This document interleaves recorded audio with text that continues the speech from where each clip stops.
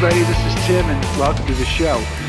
You've probably heard me harp on this before, but with the advent of streaming, I think that album art has become somewhat of a lost art. And it's such a shame because I think some of the most artistically gifted people in the world used to make these albums. And I want to show you a few of them. I need to show you a few of them. So let's get started. We're at one of the most impressive examples of Art Deco architecture on all the West Coast. And we're in downtown Los Angeles' Union Station. And this is where Bonnie Raitt took the cover photo for her 1973 album, Taking My Time. So this is another one of those situations where I'm not exactly sure where it's at. So we are gonna have to figure it out. And this place is pretty freaking huge, so let's go for it.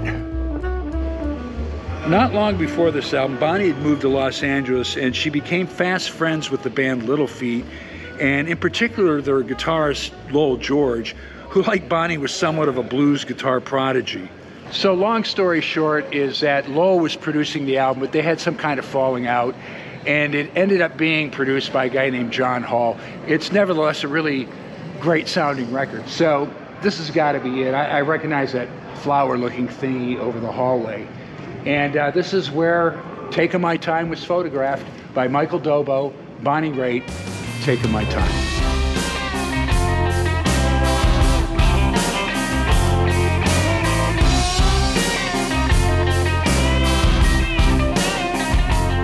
We're on Sunset Boulevard right across the street from Hollywood High, and a couple months ago we featured this Fleabag Motel as the album cover for AC/DC's Dirty Deeds Done Dirt Cheap. And several viewers had commented to me that there was another famous album cover photographed here, and it was Spirit's The Family That Plays Together. But upon further investigation, I found that the CD Motel was the CD Motel right next door. So let's check it out.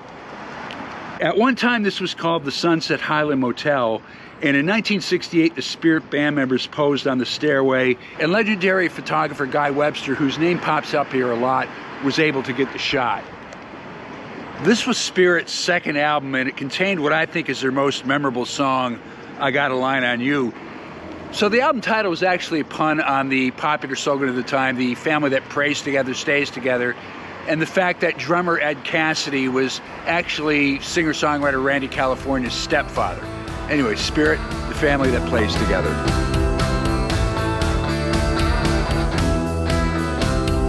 All right, so our next destination's right across the street, so let's get to it.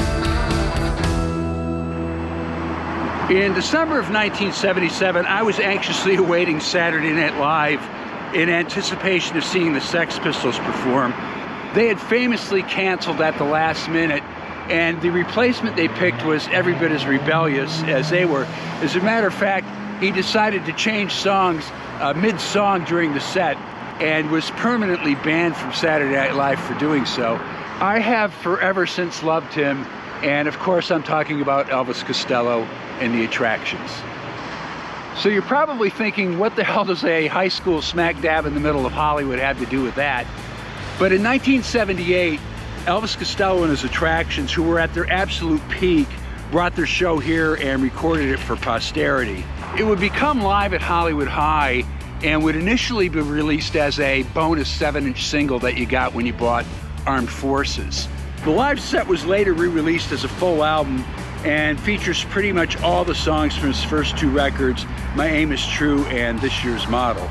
Still a really cool record and a fabulous documentation of the band Elvis Costello and the Attractions, live at Hollywood High.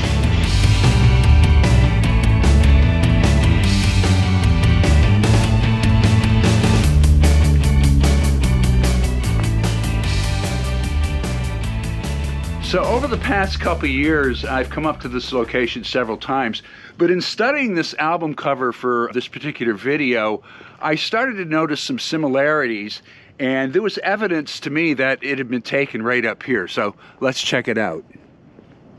Now, a little backstory. The Byrds' first hit single and album, Mr. Tambourine Man, came out in 1965, but the band had been playing and recording together for a year before then.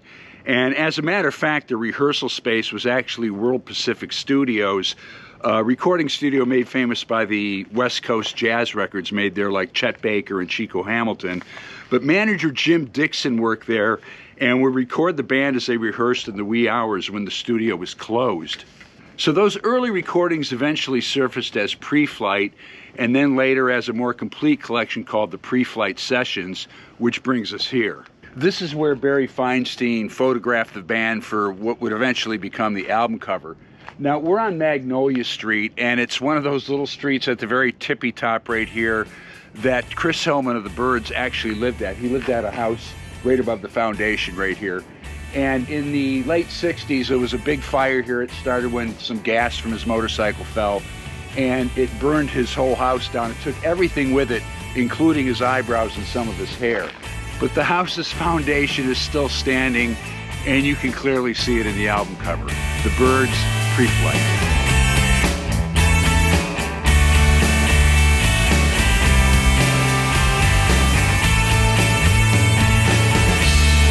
This album was released in 1976 and was an important album in that I feel it turned Jackson Browne into a household name. And The Pretender contains some really great songs, and I think the title track does as good a job as any in showing how a rebellious young person loses their battle of conformity and turns into their parents. But the album cover is one of Jackson Browne's very best, and it's somewhat of an enigma in more ways than one. First off, the photograph by Tom Kelly subtly frames Jackson standing out in his white t-shirt among a faceless city crowd, and quite frankly, it looks more like New York than here in LA. And this location of this photograph has been argued endlessly in music blogs throughout the years. But after spending the last half hour here on Broadway and 7th, I'm convinced that it took place right here. It was a great album that featured some great musicians like Leland Sklar and David Lindenthal. Jackson Browne, The Pretender.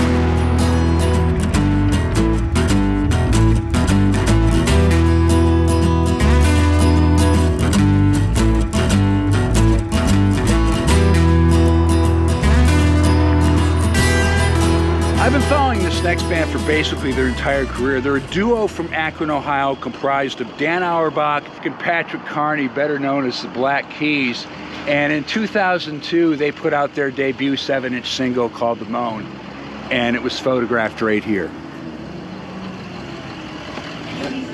The shot was taken by Patrick Boycell here at this chili bar in beautiful downtown Burbank, and released as an EP in 2004.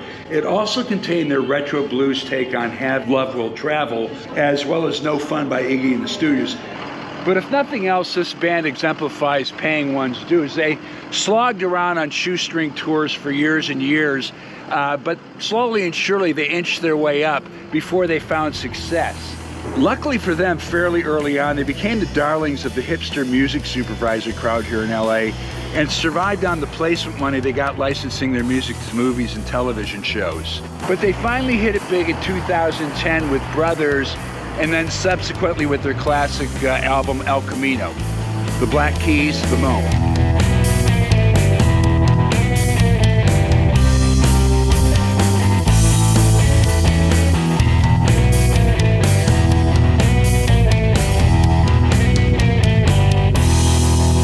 So now we're smack dab in the middle of Santa Monica, California's main drag, on the corner of Main Street and Strand, at the site of the former Bob Dylan rehearsal complex that was aptly called Rundown Studios. So Bob Dylan assembled a band, and in April of 1978, he set to recording Street Legal over the course of just 4 days at his rehearsal studio here.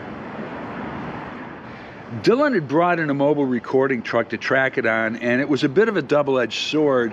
The rehearsal studio hadn't been properly treated, so some of the sounds are a bit muddy, but the performances are gritty and genuine with very little overdubbing, and the album was released just over a month later in June of '78. Now, the album cover location here has been the center of some controversy.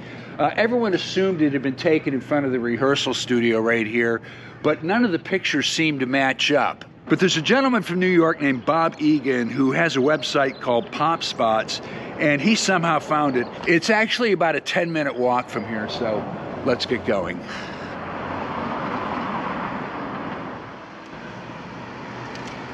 So this little street is called Arcadia Terrace, and we're actually just a stone's throw from the Santa Monica Pier, and this is where the mysterious Street Legal album cover photograph was actually taken. A pretty random location to be sure, but then again, Bob Dylan was the king of random photographs. It matches up perfectly. Bob Dylan, Street Legal.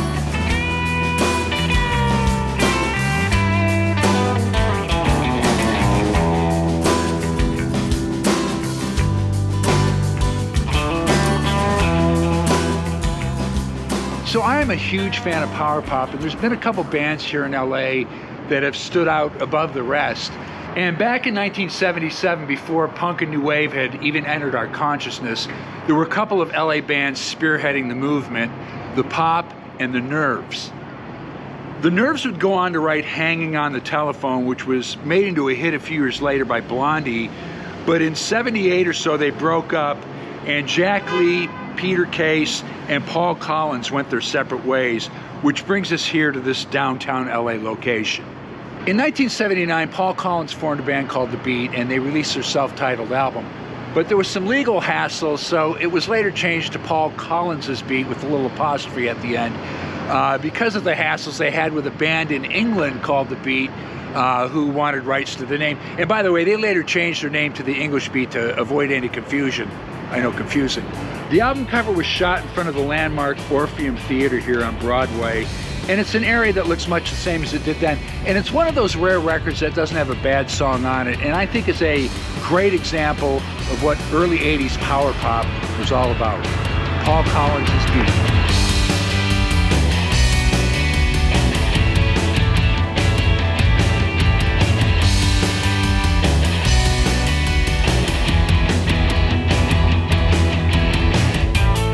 Now we're about 20 miles north of LA in Topanga Canyon, which was and still is an artist enclave, and it's where you'll still find that hippie attitude is alive and well. So we're just off Topanga Canyon Road, and that right there, that little cabin there, I don't know if you can see it, it's on private property, I can't get any closer, but that was the album cover location for Linda Ronstadt's Hand-Sewn Homegrown, but also the Byrds, the notorious Byrd Brothers. And to say the least, it's a pretty famous little shack, as I would call it, but it still looks essentially exactly the same as it did 60 some odd years ago. You know, Bernie Ledden used to live up here in the late 60s, and he and Linda would often get together and play country songs by artists like George Jones and Merle Haggard.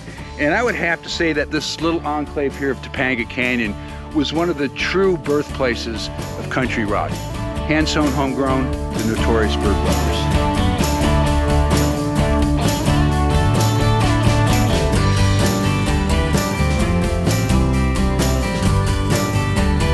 So now we're in the Echo Park section of Los Angeles, just a couple miles down the street from Hollywood at the corner of Sunset Boulevard and Alvarado Street.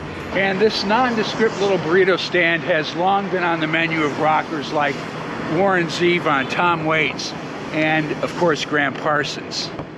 For a guy that didn't quite make it to 27, Graham Parsons had a pretty impressive discography. He was a leading member of the International Submarine Band. He was in the Byrds, the Flying Burrito Brothers, and then his solo work, much of it featuring the then unknown singer named Emmylou Harris. The cover for his posthumously released album, I hope I said that right, Sleepless Nights, was taken right here by photographer Ginny Wynn. There weren't a whole lot of photos of Graham, and the ones she shot here on top and inside the vintage black Cadillac are among the best ever taken of him. I think they perfectly portray his country rebel image while giving you a glimpse of his more pensive side. Anyways, Graham Parsons, Sleepless Nights.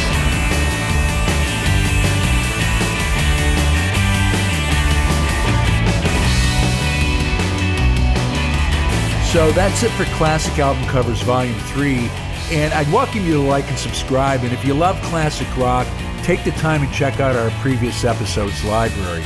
Props to all the artists and photographers who brought us these iconic album covers, and for Tim, thanks for hanging with us. Be kind to one another. Peace out.